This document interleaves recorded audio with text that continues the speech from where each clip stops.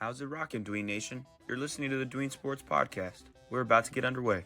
But before you give us a listen, we'd love if you could like, comment, subscribe, and share.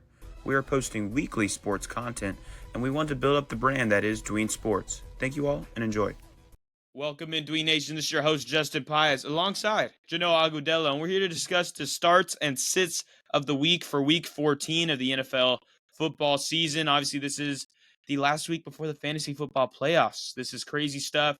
You got to have the right players in your lineup this week to win and make the playoffs. So hopefully you're listening, and we're here to help you out. But before we, give you all the details, how you doing, Janoa? Yo, Dween Nation, I'm doing good. Just want to let Dween Nation know that Justin and I were kind of on fire with our game picks as well as our starts and sits of the week.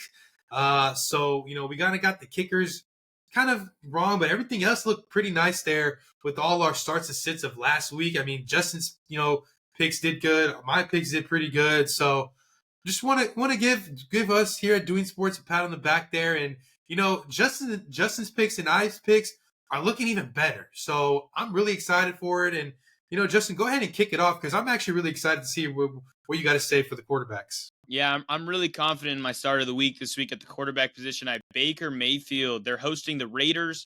Obviously, last week at Carolina, you might have expected a little bit more out of Baker and the fantasy side of it. But this week, he just, to me, has an even better matchup. The Panthers have been improving on the defense and offensive end. That's why I think that game was more of a struggle than we first expected.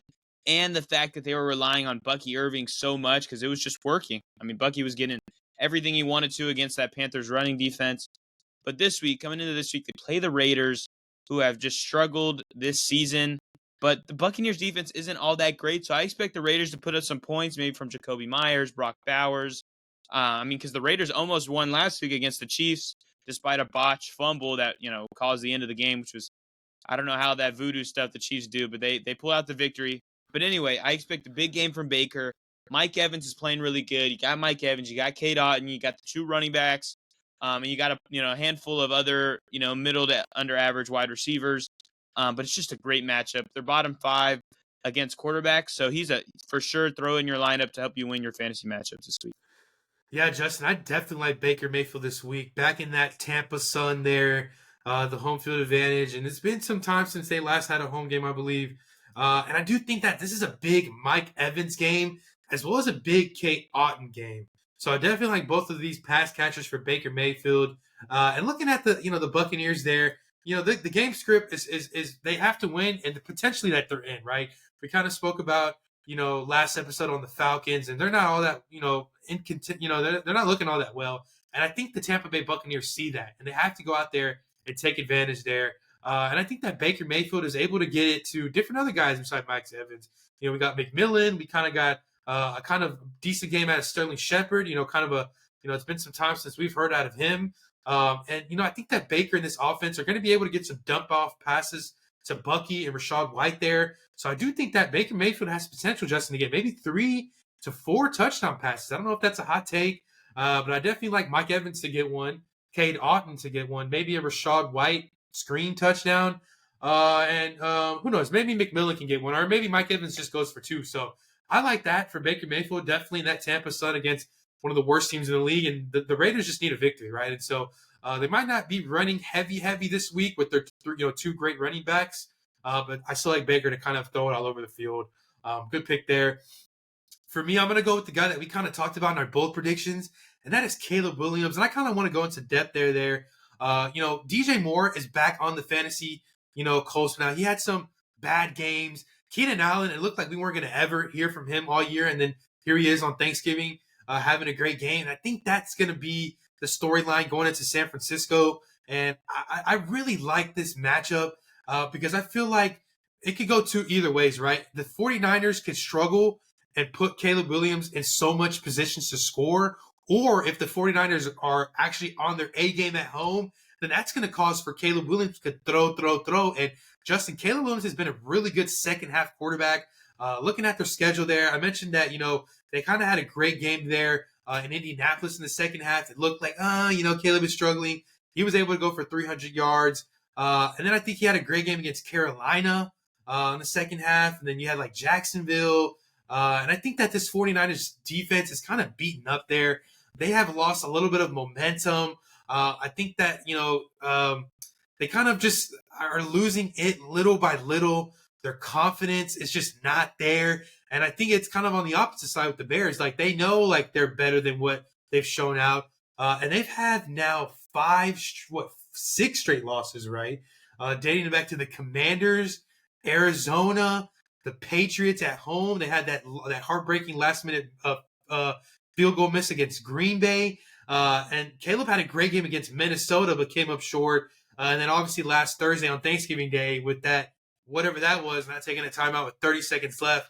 So they were at one point, I think they were 4-2, and they just lost 6 straight. So I think that with Caleb Williams, he's going to be on his A game. He's going to be ready to go. Maybe Roma Dunze gets in the end zone as well. I like all 3 receivers in this game, which is going to boost Caleb Williams as my start of the week. I think it's a good idea to play Caleb Williams this week. San Francisco is maybe not the prettiest defense to play against. They're pretty average, middle of the pack this season. But with to me, the post-firing bump that a team gets, I have high hopes there. The fact that they've been playing good the last couple of weeks for fantasy, I know they lost those games, but all these games have been close for them. I expect Swift to actually also have a good game. And I agree. I like the take there. I think they all kind of work together to get that first win in a couple of months. Oh my gosh, they've been losing these games. But my next take at the running back position is your waiver wire pickup of the week at running back, which is Isaac Guerendo of the 49ers. We stay in the same game here, but on the flip side, talking about the Niners, the one thing that the Bears defense struggles with is the running game. We saw Montgomery go for 80-plus yards. We saw Gibbs go for 80-plus yards. They didn't get in the end zone, but they had very good yards per carry. And now we look at it where McCaffrey's out for probably the season, but he's on IR. Mason's on IR. And so it's just Isaac Guerendo. And he's looked good in his opportunities that he's gotten. He's got pretty good yards per carry. He's got a good matchup. And the fact that I feel like, I don't know, the 49ers are at a point where this is their decision if they're going to keep fighting this season or just kind of not use their hard earned vets like Debo and Kittle, focus on these younger guys like Guerendo. So I expect a big game from Isaac Guerendo. Yeah, Justin, I definitely love it a lot there. When you look at the Shanahan offense, one thing, it could be the quarterback that's not going to be consistent or receivers or even the defense like I just mentioned. But one thing is constant is the running game, right? Whoever it is, whether it was Matt Breida or Raheem Mostert or even when they acquired Christian McCaffrey, now leading to, Jordan Mason, that he's now out for the season, or both of them are. It's going to be Isaac Guerendo there. And he's had some flashes this year. We saw it in Seattle on a Thursday night. We saw it a few weeks after that. And so, he is the guy that's kind of stepped into the plate whenever his name's been called.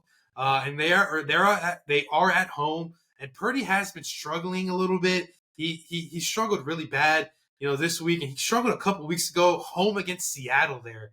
Which was really surprising to me there.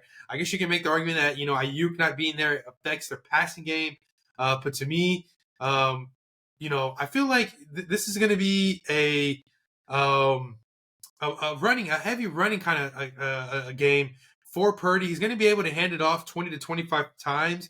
And I like Guerendo to definitely hit the end zone for sure today because that's the bread and butter in San Francisco. So they're going to need to get the running game going to get a win. So definitely like that. For me, I'm going to go with Rico Dowdle there. Now, this is a guy that I was not been excited for the most part of this season. I was just disgusted with the Dallas Cowboys run game.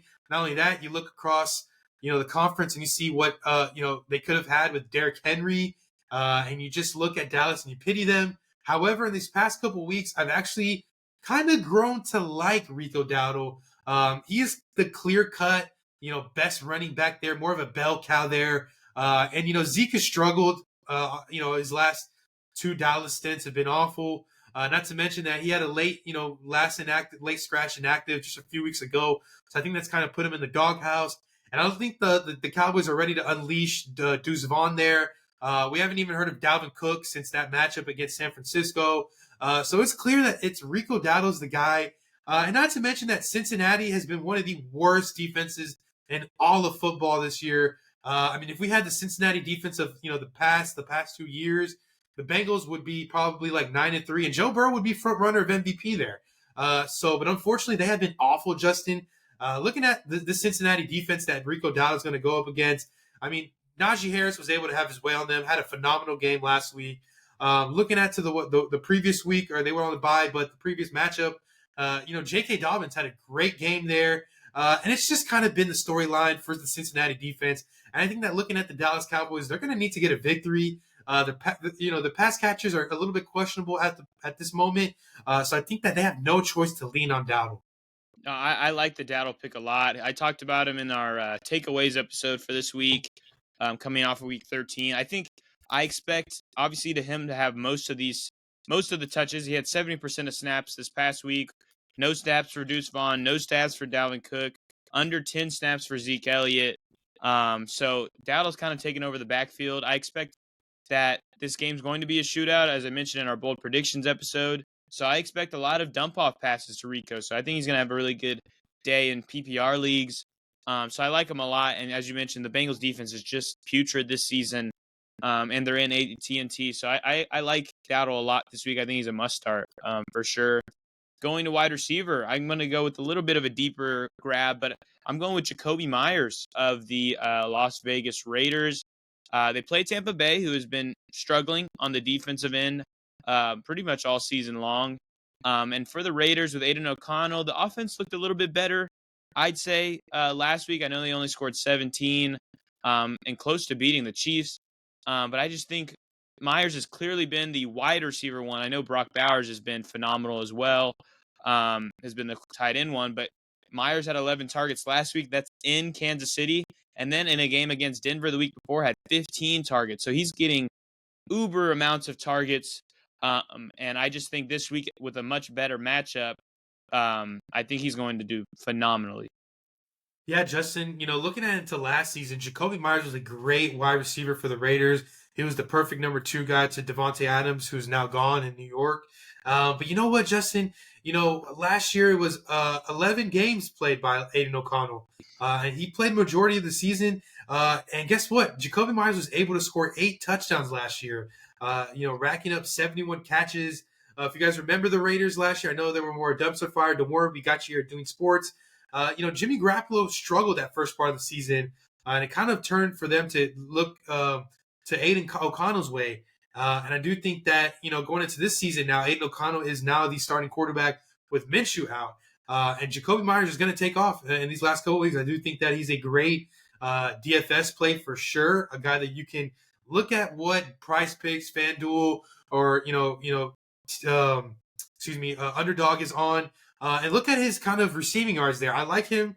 If they have him at a 52 yards receiving, I kind of like the over on that. As long as it's 50 in the 50 range, obviously we're not going to go crazy and hit over 60. But if it's like the 45, 52, maybe 55 range, I like Jakobi Meyers to hit that, especially his fantasy score. If you guys play Prize Picks or Daily Fantasy.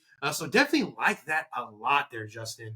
And you kind of look at this game script there. The Buccaneers can kind of go up a ton there. This is something that, this is going to be a team that's going to be playing from behind, maybe some dump off passes to Brock Bowers, and definitely Jakobi Meyers, I think, is a candidate for sure, Justin, to get in the end zone. So I like that a lot there. For me, I'm going to go with a more premier receiver, but a receiver that, we haven't heard from that much this year, despite the fact that he's almost 800 yards on the year. I'm going to go with A.J. Brown.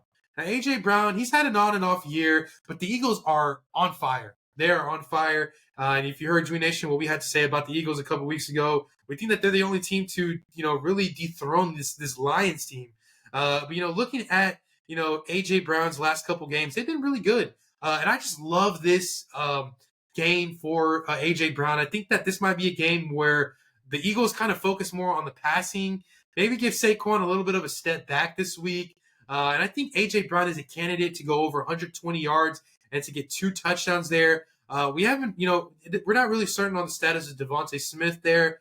We think that Smitty is going to miss another game. It's looking like it's still early in the week, but, this injury, I think they kind of want to save him for the postseason. And I think that, A.J. Brown has been quiet, even though 2 weeks ago he had 109 yards and a touchdown. And then 2 weeks before that, he was over 100 yards. So I just like A.J. Brown's matchup. They're home against Carolina. Maybe all the defenses are now looking at the potential MVP in Saquon Barkley. So give me A.J. Brown to have a phenomenal game there as my wide receiver one of this week. Yeah, I love AJ Brown. He might be, as you mentioned, the wide receiver one on the entire week over every other wide receiver. The fact that Devonta Smith is still handling with his hamstring injury, Goddard left the game and is expected to miss this week and possibly be put on injured reserve. Oh, So wow. it's AJ Brown. It is AJ Brown by himself with, of course, Saquon Barkley.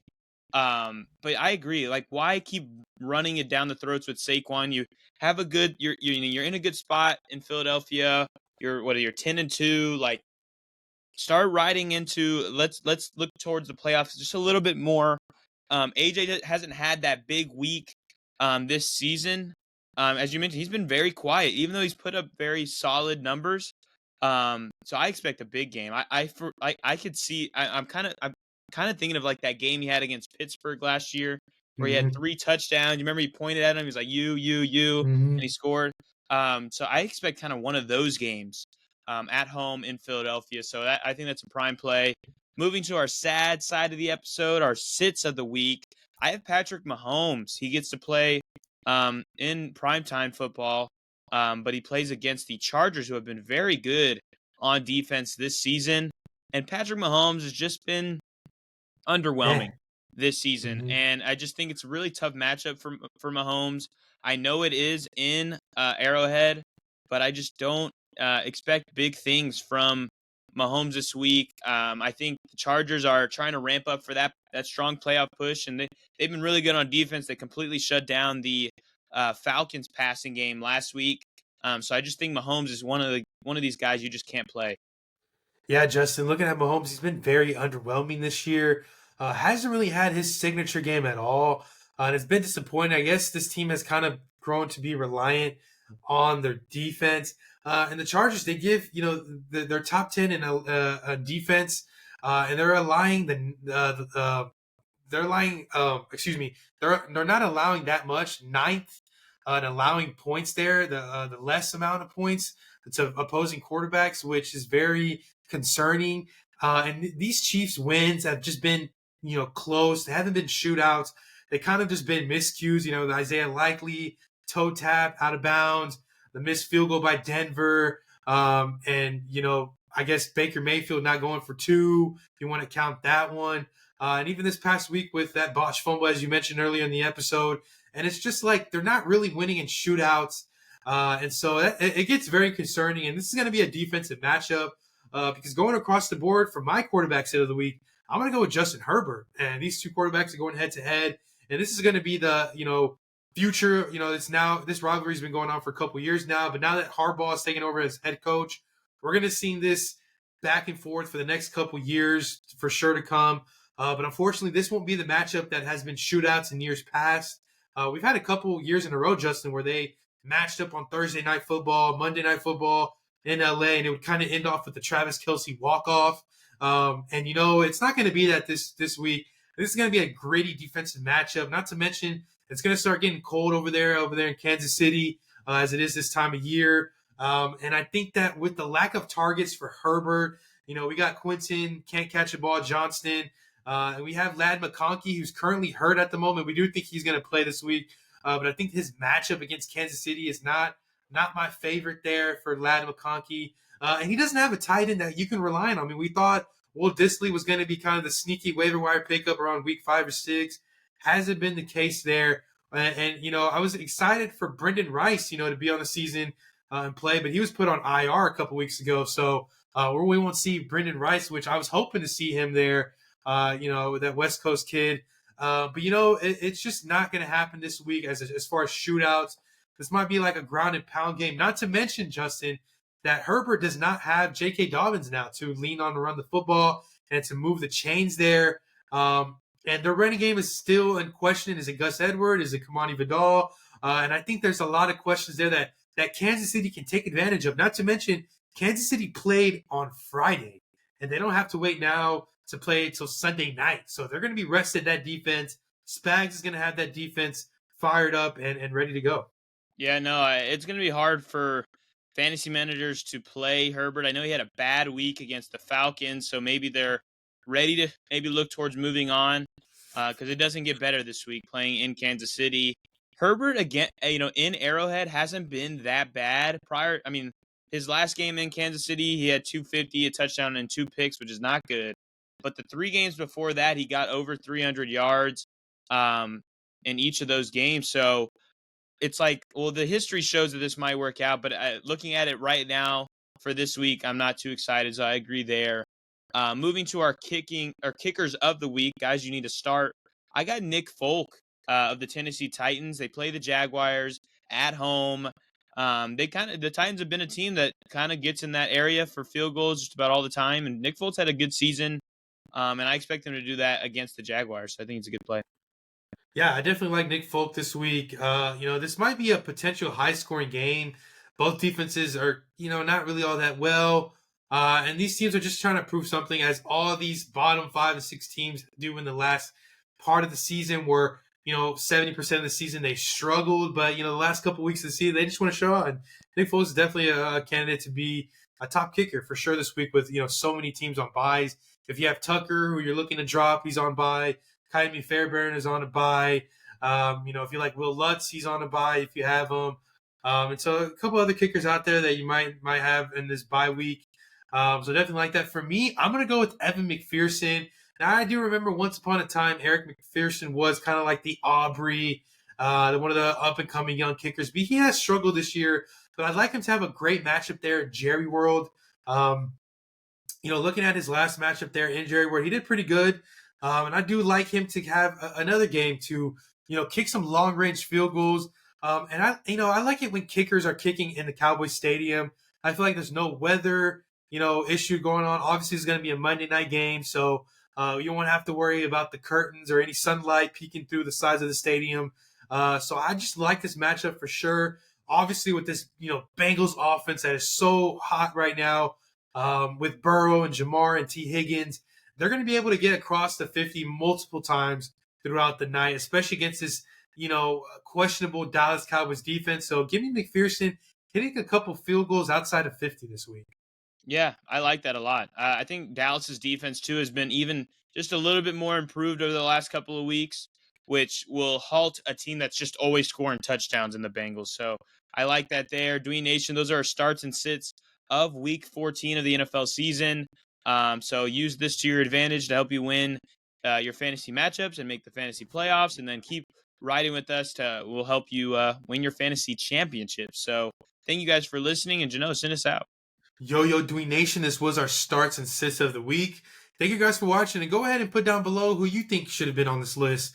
And let us know of some players that you are just done with. If you're just going to sit them, no matter the matchup there, let us know. We want to kind of get your takes out there and see what you guys think, kind of to where me and Justin think. So thank you guys for watching. We love you guys. And as always, peace.